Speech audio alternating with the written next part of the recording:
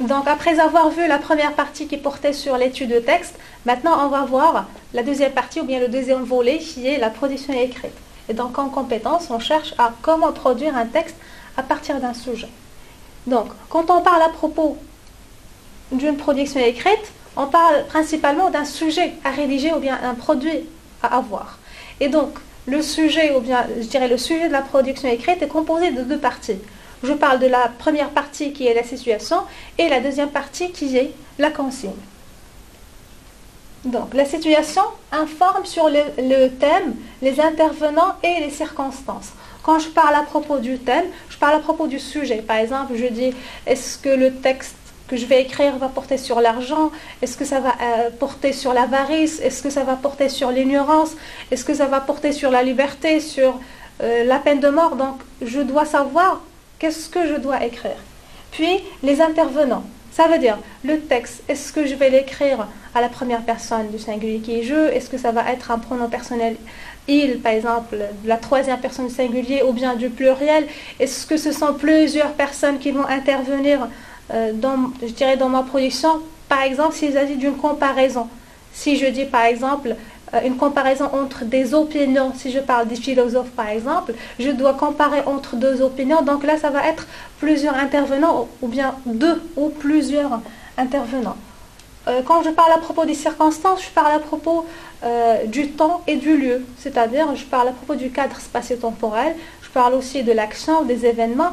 Et si la circonstance change, la production écrite aussi change ou bien le produit change. Je donne un exemple. Si je vais vous dire avant, je veux dire auparavant, si je viens vous dire vous allez confiner à la maison pendant 3 mois, vous allez me dire non, c'est impossible. Pourquoi on va rester à la maison pour 3 mois? Donc, bien sûr, la réaction, ça va être un non, ça va être un refus. Pourquoi? Parce que la circonstance était normale. On n'avait pas de maladie. Mais aujourd'hui, si je vais vous dire vous allez confiner pendant 3 mois, bien sûr, ça va être un refus, mais ça ne va pas être catégorique. C'est-à-dire, vous allez, d'une manière ou d'une autre, vous allez accepter, ou bien vous êtes obligé d'accepter. Pourquoi? Parce que la circonstance, par exemple, d'aujourd'hui, avec cette maladie de coronavirus, ou bien avec ce virus, donc là, on est obligé de confiner. Donc c'est pour ça que je dis, si la circonstance change, la production écrite aussi change.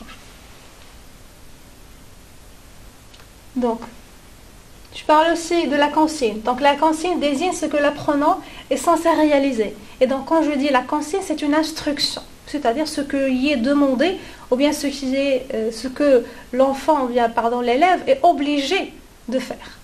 Et donc, type de texte, genre d'écrit, la position à prendre vis-à-vis du thème abordé ou vis-à-vis de soi-même, les critères de production, l'effet de langue et du discours à employer. Donc quand je parle à propos du type de texte, ça peut être un texte argumentatif, ou bien un texte narratif, ou bien descriptif, ou bien adjonctif. Donc je dois savoir le type de texte pour pouvoir rédiger ce qui est demandé. Puis le genre d'écrit. Donc genre d'écrit, est-ce qu'il s'agit d'une lettre? Est-ce que c'est un monologue? Par exemple, si je parle à propos de texte théâtral, est-ce que c'est un réquisitoire? Est-ce que c'est une plaidoirie s'il s'agit, par exemple, d'un texte argumentatif? Est-ce que c'est un récit de vie, par exemple, s'il s'agit d'un texte narratif? La position à prendre vis-à-vis du thème abordé. Et donc, vis-à-vis du thème, c'est-à-dire, est-ce que ça va être une concession? Est-ce que ça va être une opposition? Est-ce que ça va être une affirmation? Quand je parle à propos, par exemple, de la concession, c'est-à-dire j'accepte dans un premier lieu la thèse des autres et puis j'arrive à la refuter par la suite pour donner ma propre opinion. Ou bien la position à prendre par rapport à soi-même, c'est-à-dire soit je vais écrire ou bien je vais produire le sujet, soit je vais être objectif ou bien je vais être subjectif. Si je suis objectif, c'est-à-dire je dois être neutre, tout le texte, je ne dois pas faire intervenir mes réactions, mes sentiments, je dirais mes opinions, ainsi de suite. Mais si je suis subjectif, bien sûr, là, je suis obligée de dire et de donner, je dirais, mes pensées, mes réflexions, mes réactions vis-à-vis de ce que je suis en train de dire ou bien de ce que je suis en train d'écrire. Les critères de production, l'effet de langue et du discours à employer. Par exemple, les critères de production, par exemple, on te dit, tu rédiges un texte argumentatif, d'accord, en respectant, par exemple, ou bien en employant 3 arguments. par exemple. Donc là, c'est un critère de production. C'est-à-dire, on t'arrive à te dire, à te préciser qu'est-ce que tu dois écrire et qu'est-ce que tu dois faire. Pour les faits de langue et du discours. Un fait de langue, par exemple, vous avez vu le factitif, par exemple. Et donc, dans la production écrite, on vous dit, tu vas rédiger, puisqu'on parle à propos du bourgeois gentilhomme, vous allez écrire une scène dans laquelle vous employez le factitif ou bien les ordres d'une personne à une autre en employant le factitif. Et du discours. Par exemple, l'effet du discours, je parle à propos des figures de style. Parce que les figures de style vont amener ou bien permettre, ou bien l'effet de, les figures de style permettent à la personne de modifier son style et je dirais d'améliorer ou bien ça dépend du sujet ou bien ça dépend de ce qu'il est en train de dire. Par exemple, si je suis d'accord avec l'idée, je vais employer une comparaison, une métaphore. Si je suis contre, par exemple, je vais employer l'antithèse, l'antiphrase, l'oxymore, ainsi de suite. Donc là, je dis tout simplement des exemples pour les figures du discours.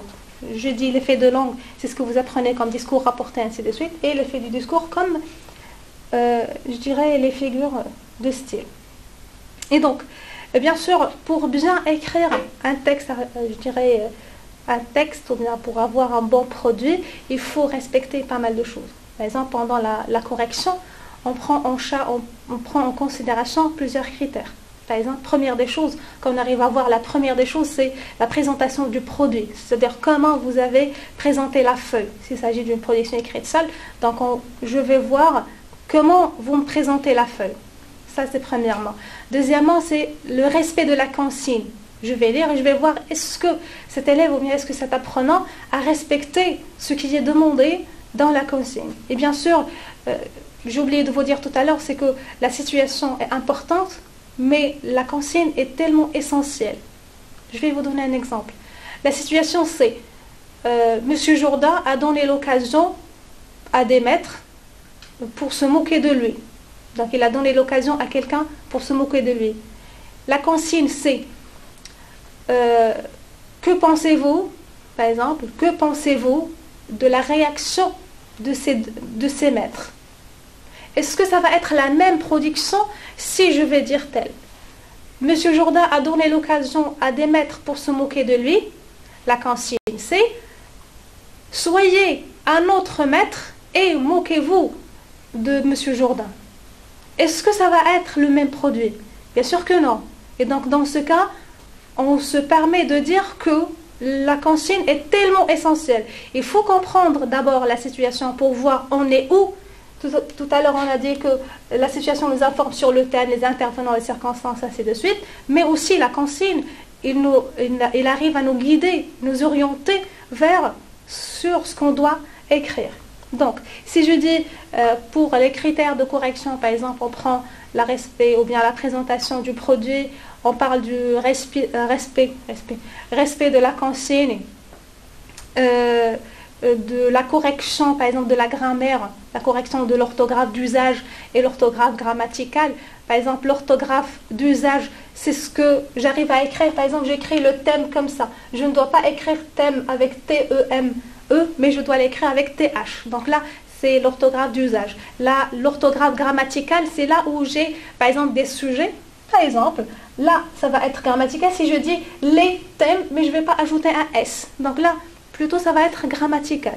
Et donc, on fait attention aussi à la conjugaison, c'est-à-dire, est-ce que tu as respecté, je dirais, la cohérence entre le sujet et le verbe que tu as employé, la concordance des temps. Par exemple, il y a deux actions qui se suivent. L'une est passée après l'autre. Je parle, par exemple, dans le passé, normalement, je dois utiliser le plus que parfait et par la suite, je dois utiliser, par exemple, l'imparfait. Et donc, tous ces critères-là sont pris en considération pour, je dirais, corriger votre feuille. Donc, aussi, on prend en considération les connaissances et les savoirs de l'élève. C'est-à-dire qu'est-ce qu'il sait faire, qu'est-ce qu'il sait dire, surtout, puisqu'on parle à propos d'un savoir écrire. Donc, on va, je dirais, évaluer aussi qu'est-ce que vous savez écrire. Si, bien sûr, vous respectez la conjugaison, vous maîtrisez je dirais la grammaire, la syntaxe et tout, ça va être un peu facile pour vous. Mais si jamais vous rencontrez des problèmes au niveau de la conjugaison de la grammaire, ça va vous rétrécir les points, c'est-à-dire que vous allez être privé de plusieurs points. Par exemple, pendant une écriture d'un texte ou bien d'un produit, il faut respecter les paragraphes. Par exemple, si je dis un texte, ou bien si je parle à propos d'une production écrite d'une manière générale, je parle à propos de 3 parties. Je parle de l'introduction, je parle du développement et puis je parle de la conclusion. Peut-être vous allez me dire, est-ce que dans un texte narratif, on parle d'introduction, développement, conclusion? Je vais vous dire oui. Pourquoi? Parce que dans l'introduction, on arrive à présenter la situation, c'est-à-dire qu'est-ce qui est arrivé ou bien de quoi je vais parler. Dans le développement, c'est le corps de tout le texte. Et dans la conclusion, je parle par exemple du résultat. Par exemple, à quoi je suis arrivé ou bien par quoi j'ai fini mon texte. Donc là, ça va être une conclusion. Par exemple, dans le développement, même si c'est un développement, mais je dois respecter les paragraphes. C'est-à-dire, je ne vais pas écrire majuscule dès le début et point jusqu'à la fin. C'est-à-dire, ni ponctuation, ni rien du tout. Ni paragraphe, ni revenir à la ligne, ni majuscule, ni autre majuscule. Donc, je passe d'une idée à une autre, et donc ça va être un autre paragraphe. Un seul paragraphe porte sur une seule idée.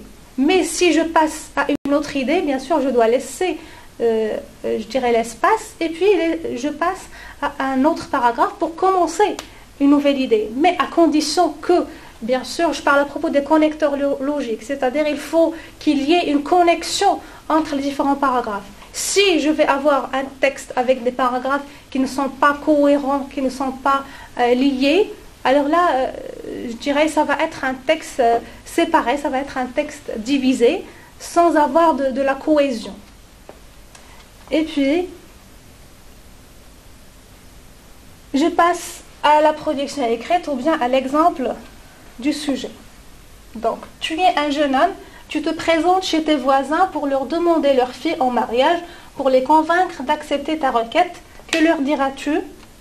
Rédige une tirade où tu t'adresses à tes futurs beaux-parents et où tu exposes tes qualités. Donc, pour parler du sujet d'une manière générale, on sait partie du texte qui est le bourgeois gentilhomme, ça ne sort pas de ce cadre, parce que Cléante s'est présentée à M. Jourdain pour demander la main de sa fille, et M. Jourdain a refusé. Donc, on a pris la même idée, et là, maintenant, ce n'est pas Cléante, mais c'est vous, c'est-à-dire c'est toi. Maintenant, tu vas être un prétendant, c'est-à-dire une personne qui va demander la main d'une fille, et donc, pour les convaincre d'accepter ta requête, te leur diras-tu. C'est-à-dire, tu vas essayer le maximum à ce que les beaux-parents, ou bien ces personnes-là, vont accepter à ce qu'ils te donnent la main de leur fille. Donc, comme j'ai dit tout à l'heure, le sujet est composé de 2 parties. Donc, la situation et la consigne. Donc, tu es un jeune homme, tu te présentes chez tes voisins pour leur demander leur fille en mariage, pour les convaincre d'accepter ta requête, que leur diras-tu? Donc là, c'est la présentation de sujet.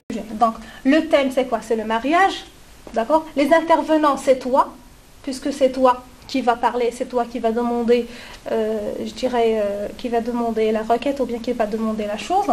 Et puis, les circonstances, par exemple, c'est que tu vas chez eux, c'est-à-dire le lieu, c'est la maison de tes voisins, et puis tu vas demander leur accord. Et puis, la consigne, c'est rédiger, ou bien rédige une tirade où tu t'adresses à tes futurs beaux-parents et où tu exposes tes qualités. Donc, tu vas écrire une tirade. Donc là, on parle à propos des critères de production. Tu ne vas pas rédiger un texte argumentatif, ce n'est pas un texte narratif, ce n'est pas descriptif, ce n'est pas injonctif. Bien sûr, ça fait partie du genre théâtral, et donc tu dois rédiger une tirade. Donc, bien sûr, si je vais faire un petit rappel à la tirade, c'est quoi? C'est une longue réplique. Donc, bien sûr, le but de la tirade, c'est d'informer, ou bien de convaincre, ou bien de persuader. Et donc, bien sûr, là, tu es censé convaincre les futurs beaux-parents pour qu'ils acceptent ta requête. Donc, étape à suivre. Bien sûr, pour pouvoir écrire un sujet, mais avant d'écrire un sujet ou bien écrire un produit, je dois d'abord lire le sujet. Donc, je dois lire le sujet, au moins je dois lire ça 3 fois. Pourquoi? Parce que, par exemple, la première fois, je ne vais pas comprendre du tout, la deuxième fois, je vais comprendre quelques mots, la troisième fois, je vais comprendre les autres mots, et donc, par la suite, je vais comprendre le demander une fois pour toutes. Donc, après la lecture du sujet, je dois définir les mots qui sont difficiles. Même si je sais que vous êtes en évaluation, mais vous pouvez, par exemple, souligner les mots qui vous paraissent un peu, je dirais, difficiles. Mais si jamais, par exemple, vous n'avez pas compris un mot, vous pouvez le contextualiser, c'est-à-dire que vous allez comprendre le mot d'après le contexte. Bien sûr, ce n'est pas une expérience qui est toujours réussie, mais ça se peut. C'est-à-dire, personnellement, j'ai essayé pas mal de fois, quand j'étais aussi élève comme vous, j'ai essayé de voir et de comprendre le mot d'après son contexte. Donc, on parle à propos d'une requête. Tout simplement, c'est une demande.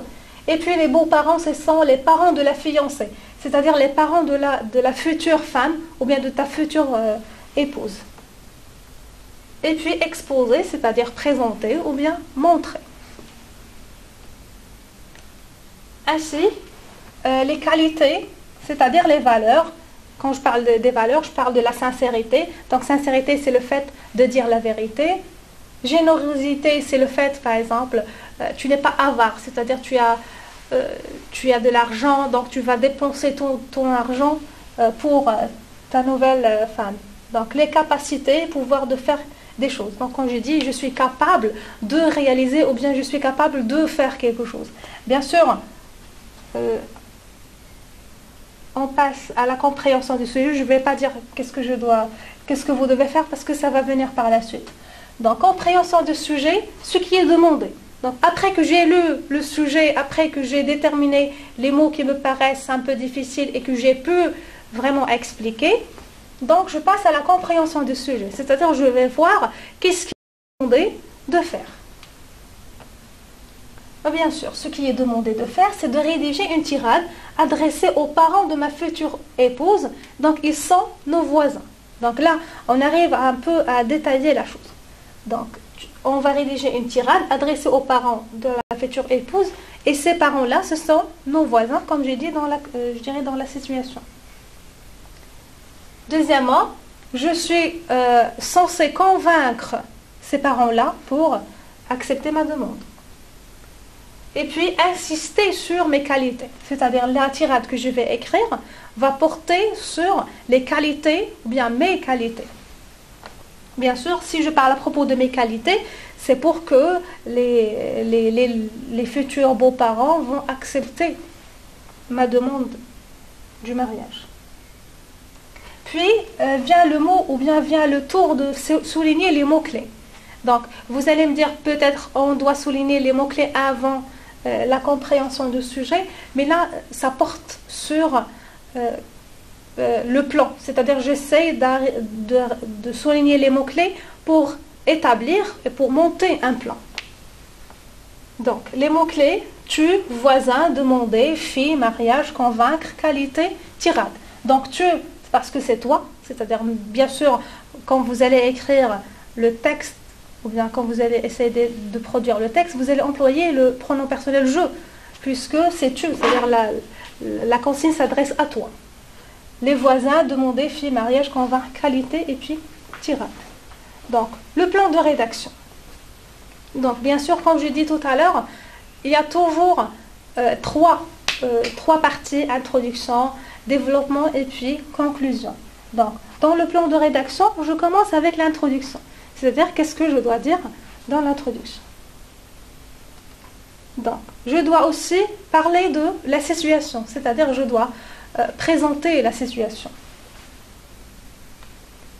Donc, la situation c'est un jeune homme, me marier, avoir en vue fille voisin, faire part de pensée, parents et moi, me rendre voisin, demander fille mariage. Donc là, vous voyez, c'est comme s'il s'agit des mots croisés, c'est-à-dire que ce ne sont pas des phrases tout entières, mais c'est tout simplement, c'est un plan où j'arrive à parler, c'est-à-dire ou bien de quoi je vais parler dans la situation. Donc ça va être ça va être un jeune homme qui va se marier et qui a vu la fille des voisins et donc il essaie, ou bien il veut se marier avec elle. Donc, pour le développement, donc, dans le développement, qu'est-ce qu'on doit écrire? Donc, la bonne réception, les salutations d'usage, la cérémonie de thé, père qui va prendre la parole. Bien sûr, les voisins, c'est une ancienne connaissance. Donc, on essaie, avec cette visite, de renforcer les liens pour que ça soit des liens de sang. Donc, fils, ou bien mon fils veut se marier. Donc, il est venu demander la main de la fille et donc laisser fils s'exprimer. Donc, je dis toujours, ce ne sont pas des phrases tout entières, mais c'est tout simplement, c'est comme si je parle du brouillon, de votre brouillon, qu'est-ce que vous devez écrire? Bien sûr, s'il s'agit d'un sujet comme celui-là. Mais je parle d'une manière générale, vous pouvez que écrire des points. Et donc, pour la tirade, être honoré, vous avoir beaux-parents, considérer fils, répondre exigences, qualité, ne pas se vanter, mais tenir dire, fidèle fille vie. Donc honnête, ne jamais mentir, bonne situation sociale et économique, responsable famille, fille comblée, ne manquer de rien, avoir sa propre maison, tolérant, ne jamais violenter, pieux, craindre Dieu, me comporter comme il se doit. Donc bien sûr, ce sont des tirets, tout simplement ce sont des idées que vous allez employer par la suite. Et donc pour la conclusion, le beau-père, sourire, regarder sa femme, demander avis de la fille, bien sûr, accorder ton réflexion, répondre 2 jours. Donc je dis, même s'il s'agit d'une tirade, c'est-à-dire c'est un dialogue qui va être avec, je dirais, entre les personnages, mais je parle à propos des 3 parties toujours. Donc, je vais vous donner maintenant un exemple de production. Donc, je suis un jeune homme, et en âge de me marier. J'ai la fille de nos voisins en vue, et je fais part de mes pensées à mes parents. C'est-à-dire, je suis un jeune homme, là c'est clair, en âge de me marier, c'est-à-dire j'ai l'âge du mariage, et puis j'ai la fille de nos voisins en vue, c'est-à-dire j'ai dans la tête, si vous voulez, j'ai la fille de nos voisins. Je fais part de mes pensées à mes parents, c'est-à-dire je partage avec mes parents à quoi je pense, et donc, après l'accord de ces derniers, ne leur rendant visite. Bien sûr, les parents par la suite ont accepté, m'ont accordé, je dirais, cette situation, et puis nous leur rendons visite, c'est-à-dire nous rendons visite, ça veut dire les voisins. Donc, maintenant, je commence. Donc là, c'est la situation, c'est-à-dire, voilà, les intervenants, le cadre spatio-temporel, et puis je passe. Ils nous ont bien accueillis après les salutations d'usage et la cérémonie de thé. Donc, après les salutations d'usage, c'est-à-dire salut, comment vous allez bien, ainsi de suite. Et la cérémonie de thé, donc là, c'est purement marocain, puisqu'on arrive à recevoir les invités et puis on arrive à, je dirais, à fêter du thé et des gâteaux, bien sûr. Donc, mon père prend la parole et dit: nous sommes une vieille connaissance et nous voulons la renforcer encore par des liens de sang. Donc, une vieille connaissance, c'est-à-dire on se connaît depuis longtemps, mais aujourd'hui, nous sommes venus pour renforcer ces liens, c'est-à-dire pour rendre ces liens encore solides. Donc, nous étions par exemple des voisins et des amis, maintenant on veut être une famille. Et donc, nous voulons la renforcer encore par des liens de sang. Vous connaissez mon aîné, il est devenu un jeune homme. Il décide de se marier et vient demander la main de votre fille. Donc là, bien sûr, le père est en train de présenter son fils, parce que normalement, je dirais, dans les rituels marocains, on ne peut pas vraiment parler seul. Il faut que le prétendant arrive avec ses parents, et puis ce n'est pas lui qui va commencer, qui va prendre l'initiative, mais c'est le père, toujours, si jamais il n'a pas de père, bien sûr, c'est la maman qui va parler. Et donc, vous connaissez mon aîné, il est devenu un jeune homme, il décide de se marier et vient demander la main de votre fille, le voici qui va s'exprimer. Donc maintenant, le père a donné la main, je dirais, à son fils pour pouvoir parler. Et donc, comme vous avez remarqué, c'est que d'une idée à une autre, on passe à un autre paragraphe. Je suis honorée d'être chez vous et je le serai encore plus de vous prendre pour mes beaux-parents. Considérez-moi comme votre fils. Donc là, bien sûr, je dirais, le prétendant arrive à se présenter comme il le faut. Et puis il dit, je suis honoré, c'est-à-dire je suis tellement fier, je suis tellement content que je suis chez vous, et aussi je serai aussi fière, c'est-à-dire je serai tellement, ou bien encore plus fière si jamais vous allez me dire oui et m'accorder que vous voulez devenir mes beaux-parents. J'ai le grand plaisir de demander votre fille en mariage et je suis prêt à toutes vos exigences. C'est-à-dire, ici, exigences, pardon, ce sont ce que demandent par exemple les parents de la fille. Bien sûr, si jamais une fille va se marier, donc ses parents arrivent à demander plusieurs choses. Bien sûr, y compris l'argent et tout. Je ne me vante pas, mais je tiens à vous dire que je suis un honnête homme qui ne mentira jamais ni à vous ni à votre fille. Je ne me vante pas, c'est-à-dire je ne suis pas ici pour vous montrer qui je suis, c'est-à-dire je ne suis pas en train de se vanter, mais là je suis de me vanter, pardon, mais là je suis en train seulement de vous expliquer qui je suis. Donc bien sûr je suis un honnête homme, c'est-à-dire je suis une personne qui ne va jamais mentir, ni à vous ni à votre fille, c'est-à-dire je suis une personne qui est honnête et sincère. J'ai une bonne situation sociale économique. J'occupe un poste considérable qui me permettra d'être responsable d'une famille. Et donc, vous devez remarquer aussi la ponctuation. Par exemple, j'ai une bonne situation sociale et économique, point virgule. C'est-à-dire, ici, j'arrive à expliquer pourquoi j'ai dit j'ai une bonne situation économique et une bonne situation économique et sociale. Donc, j'occupe un poste considérable, c'est-à-dire je travaille un bon travail qui me permettra d'être responsable d'une famille. J'explique encore une fois, votre fille sera comblée puisque rien ne lui manquera. Elle aura sa propre maison et vivra à l'aise. Donc là, je dirais le fils ou bien le prétendant arrive à présenter ses qualités ou bien à montrer ses qualités. Tolérant, je ne violenterai jamais votre fille. D'abord, je suis une personne pieuse qui craint Dieu, puis mes parents m'incitent toujours à respecter et à prendre soin de la femme. Donc, tolérant, ça veut dire c'est une personne tolérante. Et donc, c'est une personne qui ne violente pas, c'est une personne qui pardonne, je dirais, facilement, qui excuse, ainsi de suite. Et donc, je suis tolérant, pourquoi? D'abord, parce que je suis une personne pieuse, c'est-à-dire c'est quelqu'un qui a de la piété, c'est quelqu'un qui croit en Dieu et qui craint Dieu, c'est-à-dire qui a peur de Dieu, puis c'est à cause, ou bien c'est grâce à mon éducation que mes parents m'ont donnée. C'est qu'ils m'incitent toujours à respecter et à prendre soin de la femme. Je vous assure que je me comporterai comme il se doit, le Tout-Puissant m'est témoin. C'est-à-dire, je vous jure que je vais prendre soin de votre fille et soyez sûr que je dis toujours la vérité et Dieu est témoin. Mon futur beau-père, souriant, regarde sa femme et répond « Nous ne te connaissons que fort bien, mais nous devons demander l'avis de notre fille. Veuillez nous accorder un temps de réflexion et nous vous répondrons dans 2 jours. » Donc là, il s'agit de la conclusion. Et donc là, le beau-père arrive à... Bien sûr, il ne va pas vraiment accepter tout de suite, mais ils ont besoin du temps pour réfléchir. Et donc, avec cette conclusion, je vous dis merci pour votre attention. Et on se voit avec une autre évaluation, une autre étude du texte. Merci.